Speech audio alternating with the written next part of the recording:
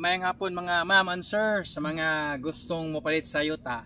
So mao ning atong gi-post nga lot for sale diri sa Tangnan, Tabuan Tangnan. So mao ni ang area location ang yuta nga mong gi-post. So ang wide ani nga sa Barangay Road is 10 meters. So two lines ni siya. Tapos ito yung marker, yung mohon. Yan. Papunta doon sa may marker na red. Yan. From the marker, papunta doon sa marker na yung red is 28 meters wide. Ang gilap doon niya sa front sa Barangay Road. So, ang purpose ini nga Barangay Road, two line.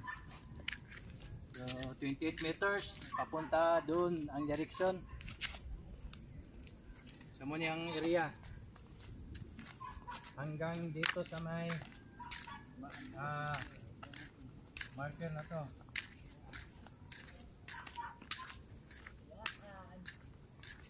Ayan. Dito. So, from here, going to the first marker is 28.5 meters ang lapad. So, paano siya? Nice niya siya sa pang commercial building or housing. Kay lapad ang front. Tapos Barangay Road, diretso sa Barangay Road. So, malapad ang Barangay Road natin. So, pinakanindot ng area. Plus patag pa ni siya guys. Mo ni siya guys. So, ang total square meter kanyang area is 2,533 square meter. So ang owner ani is ako lang ugangan. Ang price niya na i-benta per square meter is 3,500 per square meter. So napakamura na guys kasi yung mga katabi nito papunta doon tag 7,000 yung binta nila. Pero ito gusto sa biyanan ko na bibinta na lang ng mas mababa para mabili kagad. Okay guys, ano siya. So makita nyo ang mga details is sama natin yung mga sukat sa video natin. So papunta simula dito papunta doon sa may beach front siguro nasa 800 meters. Simula dito papunta sa beach 800 meters or 1,000 meters, mga 1 kilometro. So may mga beach doon sa doon na yun, may mga beach resort sa mga 3 beach resort nandoon. From dito papunta sa highway is nasa 500 meters or 600 meters papunta sa may highway, sa pinaka highway. Then from here to Panglao International Airport siguro nasa mga 8 minutes to 10 minutes drive or 5 minutes depende sa pag drive.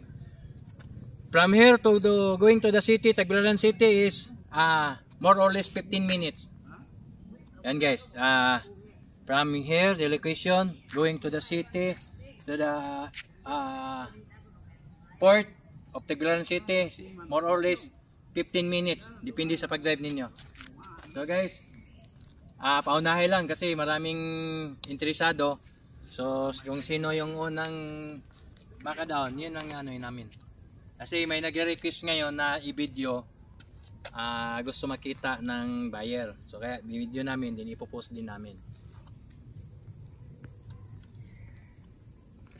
Okay mga ma'am sir, so makita ninyo itong Barangay Road sa lot for sale namin. So napakalapad din. Mayroon ng mga solar lights. Yan mga solar lights na yan. Kasi nga dapat itong road na to is diretso to doon sa may beach kasi yun sana ang plano nila gawing Pascrap terminal, yung mga Pascrap terminal ng Supercat doon sana, kaya siguro hindi hindi na-approve kaya ganito. Hindi natuloy. Pero itong barangay road na to napakalawak na talaga dahil yun talaga ang purpose nito, ang Pascrap Terminal sana doon sa may dulo sa may beach area. Ayan guys. Okay guys, papunta tayo doon sa sa area sa Lote. Papunta tayo doon sa may beach. Tingnan natin yung kung ano yung mga research doon. Ayan guys, papunta tayo doon para makita natin kung mga ilang meters. Ayan guys, going to sa mga beach. Ayan, makikita natin. So may posibilidad to na mapatulad sa Luna Beach na gikan sa beach papunta na sa highway yung yung mga resort. So muna ni guys, napaka ilang minutos lang simula sa location ng lote na binibintayan, beach na. So ito, ayan yan, may beach yan, yan, Dynamite Beach. Ayan, yan, Dynamite Beach, isa na yan. Yan. Sinon gopong balbay sinon. And guys, pupunta na tayo ilang minutes lang, beach na. So napakalapit guys. Sayang kung maunahan kayo. Yan. Yan, nakita nyo, di ba? Ilan lang yung takbo ko? 20 lang Ayan guys. Yan ang beach. Yan, Panglao Sea Resort. Atas na to. Atas na to Yan, Panglao Sea Resort. Mayroon pang relax diver. Yan guys. Ayan na guys, ayan. Yan ang Panglao Sea Resort. So, ayan. Punta doon. Yan, pagdating dito. Okay. Ayan mga mamang sir. So ilang minutos lang simula sa location ng lot for sale natin. So beach na kaagad. Yan, public beach to Yun guys. Yan. Ito kasi yung plano dati na dito tayo yung Pascrap Port. So hindi siguro nagkasundo kaya hindi natuloy. Kaya yung barangay road natin is napakalapad. Yan guys Yan. Napakagandang beach dito guys. Yan pag makita mo yung sunset. Yan. Yung katabi dito guys, yan na yung Panglao Resort. Yan. So napakaganda location ng lot area natin guys. Yan guys, sus, napakaganda. Kaya siguro hindi nagkasundo yung dito dahil dito din yung mga bangka ginagrahin nila, kaya hindi natuloy siguro yung Pascrap Port Terminal. Ayan. Ayan. Ayan mga operator. Ayan ang hotel. Resort. Ayan guys, mga diver yan guys. Ayan mo. So puntahan pa natin yung isang resort doon para makita nyo kung anong gandang resort. Kasi may 3 resort pa dito sa likod na to. May 3 resort pa dyan. Ayan yung resort kanina na pinakita natin doon sa may board. Yan yung resort doon. Ayan guys, ang daming mga foreigner pa dito mga mamanser. Ayan. Ayan sila. Di mo dayon? Pantalan mo. Ayan guys mo tayo himuog pantalan mo ni ang barangay road lapad kayo kay pantalan sa mga Pascrap. Ayan. So manili babagan pa sa kan. Wala naman nilagay ko na. Madayon. Gobyerno, gusto yung gobyerno. Ayan nayon na yung mga solar lights nakaabang kay mo maganda ni purpose nga himuon og Pascrap Port Terminal. So basin og sa sunod mga tuig madayon ra. So ayahay kayo ng mga yuta dire mosamot nagkamahal. Diba? Building sunod. Oh, iya. Ayan na gini resort dire dapita oh. Likod na rin, resort ni. Sa nga resort, relax. Dive. Relax og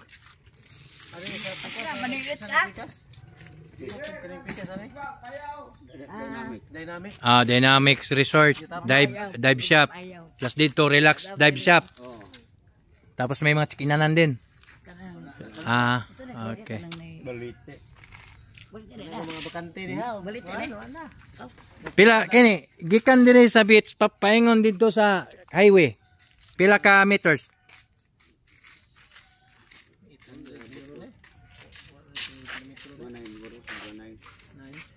900? Gikan dire paingon sa may highway? Oh, mo day mga mamanser oh. Gikan sa highway padong diri sa beach mga 1 ka kilometro. So mali pag ito di akong gingon nga gikan sa lote nga paingon diri sa beach mga 1,000 km. So 1 kilometer. Dili di ay. So do ragi kayo kay nakita niyo sa pag-drive ganina. Siguro kung paspas kayong dagan mga 3 minutes ra. Hinira ganito kayo, see? So napakalapit gid ng area. Ayan, nagpatunay ito sila taga diri sa Tangnan. Mga ma'am, ayan mo, nanay mga lapad na kay imuon lagi yung tanig port terminal. So pinakanindot nga lote to kuan pang business talaga. Ayan lot owner. Ayan, ang akong ugangan. Mura na og kaning ihang bana. Okay mga ma'am and sir, so gikan sa area sa lot for sale na location pagawas ta papunta sa may highway. So para makita nyo kung gaano kalapit. So nasa mga 300 meters to 300 to 500 meters sa gid ni siguro or di nakabot.